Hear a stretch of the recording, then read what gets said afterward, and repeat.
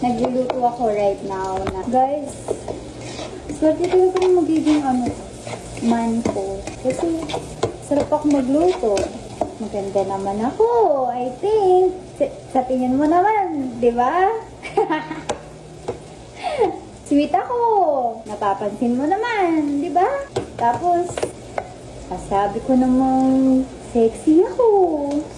Di ba? Tingin mo. Di ba? Bukod doon, may talent ako. Marunong naman ako kumanta. Di lang yun. Sumasayaw pa ako. Malamang, syempre, swerte din naman ako sa ginagawain ko. For sure. Kasi, masculine siya, kalmado, in control, may patience, saka godly.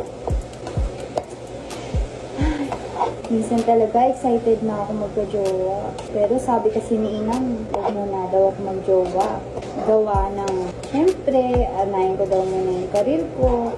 Pero minsan kasi naiisip ko, paano kung maging, na ako, 25, tapos wala pa din, di ba? Ayoko nun. Saka, gusto ko, sabay namin gagawin yung mga trip namin sa buhay. Gusto ko lahat ng first time ko sa kanya na. Like, first time ko sumakay ng jet, first time ko mag-try ng jet ski, first time ko sa malaki na bahay, na sobra talagang laki. Tapos, first time ko pumunta ng Amerika, first time ko mag-private island, mga ganun.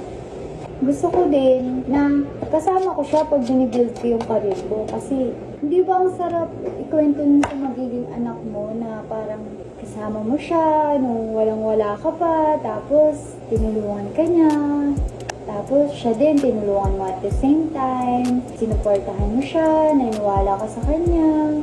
Hindi ba masarap ikwento yung ganun? Ay, nako.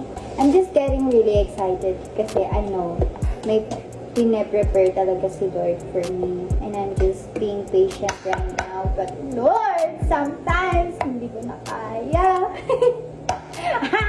Parang na. Pero patience. Hindi ko nga alam kung ano pa yung tinuturo sa akin ni Lord.